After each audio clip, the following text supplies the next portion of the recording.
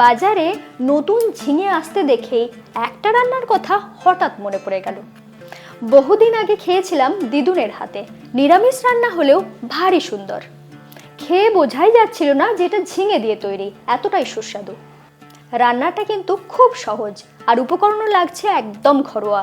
খুব সহজে রান্নাটা শিখে নিতে সঙ্গে রইলাম আমি ঋতুপর্ণা। আপনারা দেখছেন ঋতুর রান্নাঘর। আমি এখানে বেশ বড় সাইজের দুটো ঝিঙে নিয়ে নিয়েছি।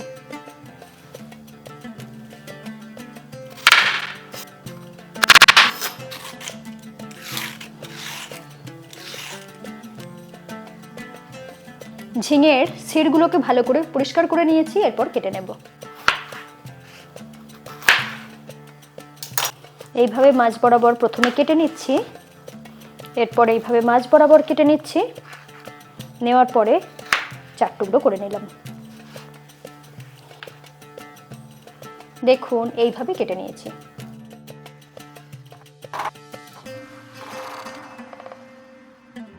এই ঝিঙের সাথে মিশিয়ে দিচ্ছি হলুদ, যাতে রংটা বেশ ভালো আসে।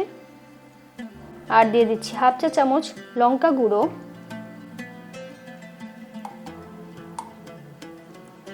সাথে দিয়ে দিচ্ছি 1 চা চামচের মতন সর্ষের তেল।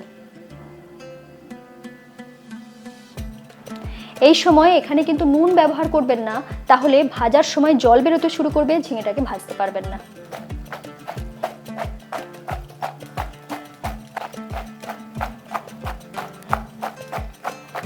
এখানে সর্ষের তেলটা ব্যবহার করলে মশলাগুলো খুব ভালোভাবে ঝিঙের গায়ে লেগে যাবে।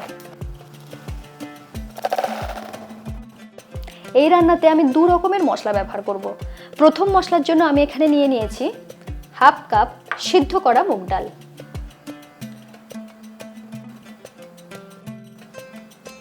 এখানে আমি একটা বড় পাত্র নিয়ে নিচ্ছি, দিয়ে দিচ্ছি সিদ্ধ করে রাখা মুগ ডাল। এর সাথে মিশিয়ে নেব কিছু ঘরোয়া মশলা। প্রথমেই দিয়ে দিচ্ছি 1 চা চামচ ধনে গুঁড়ো, দিচ্ছি 1 চা চামচ জিরে গুঁড়ো, দিচ্ছি হাফ চা চামচ কাশ্মীরি লাল লঙ্কার গুঁড়ো, দিচ্ছি হাফ চা চামচ হলুদ গুঁড়ো। এরপরে পুরো জিনিসটাকে বেশ ভালো করে মিশিয়ে নিচ্ছি। বেশ ভালো করে মিশিয়ে নিয়েছি। একটা মশলা তৈরি হয়ে গেল। দ্বিতীয় মশলার জন্য আমি এখানে নিয়েছি মিডিয়াম সাইজের একটা টমেটোকে এইভাবে কুচি করে নিয়েছি কয়েক টুকরো আদা, আর লাগছে 1 টেবিল চামচ পোস্ত। এই মশলাগুলোকে আমি এখন বেটে নেব। দিচ্ছি আদা কুচি, দিচ্ছি পোস্ত, সাথে দিয়ে দিচ্ছি ঝাল হওয়ার জন্য একটা কাঁচা লঙ্কা।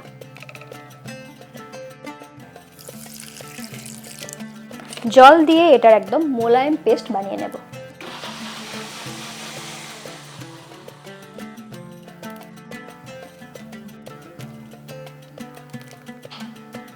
দেখুন একদম মোলায়েম করে বেটে নিয়েছি।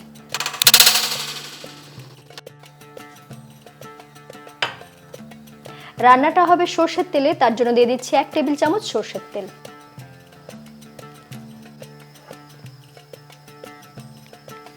তেল বেশ ভালো মতো গরম হয়ে গিয়েছে। এরপর এখানে দিয়ে দিচ্ছি ফোড়নে সামান্য একটু কালো জিরে, দিচ্ছি হাফ চা চামচ গোটা মৌরি, দিচ্ছি একটা তেজপাতা। ফোড়নটা একটু লাল লাল হওয়া পর্যন্ত ভেজে নিয়েছি। এরপর এখানে দিয়ে দিচ্ছি মশলা মাখিয়ে রাখা ঝিঙে।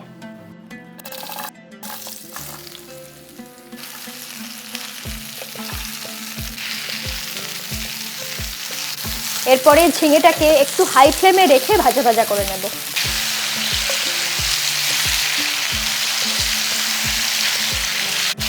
4 থেকে 5 মিনিট এইভাবে ভেজে নিয়েছি। দেখুন বেশ সুন্দর লালচে করে ভাজা হয়ে গিয়েছে। এরপর দিয়ে দেব মুগ ডালের মশলা।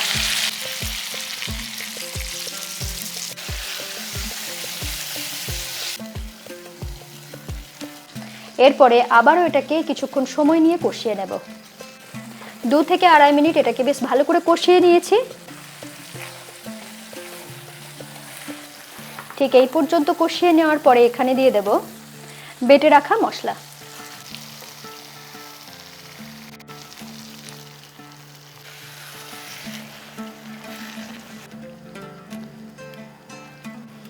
আপনাদের নিশ্চয়ই মনে আছে যে এখন পর্যন্ত আমি কোনো নুন ব্যবহার করিনি, এবার কিন্তু করব। দিয়ে দিচ্ছি স্বাদ মতো নুন, সাথে দিয়ে দিয়েছি সামান্য একটু চিনি যাতে টেস্টটা ব্যালেন্স হয়ে যায়।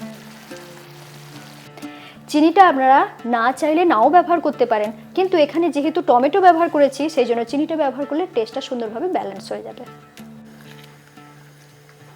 এরপর ঢাকা দিয়ে এটাকে আরো কিছুক্ষণের জন্য কষিয়ে নেব। আরো 3 থেকে 3.5 মিনিটের মতন এইভাবে ঢাকা দিয়ে কষিয়ে নিয়েছি।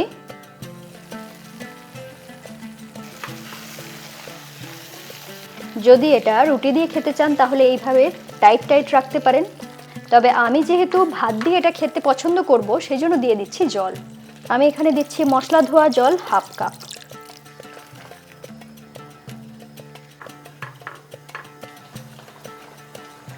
এরপর ঢাকা দিয়ে এটাকে কিছুক্ষণের জন্য রান্না করে নেব। 2.5 থেকে 3 মিনিটের মতন ঢাকা দিয়ে রান্না করে নিয়েছি। সব শেষে দিয়ে দিচ্ছি সামান্য একটু গরম মশলা গুঁড়ো, একদম শেষে দিয়ে দিচ্ছি সামান্য একটু ঘি। গ্যাস অফ করে ঢাকা দিয়ে কিছুক্ষণের জন্য রেস্টে রেখে গরম গরম সার্ভ করে দেব।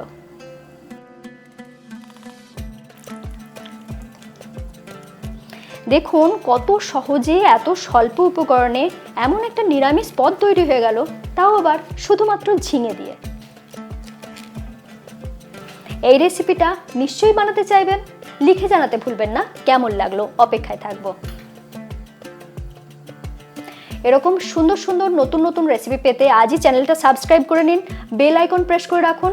সকলে খুব ভালো থাকুন, আবার দেখা হচ্ছে এরকমই নতুন নতুন রেসিপির সাথে।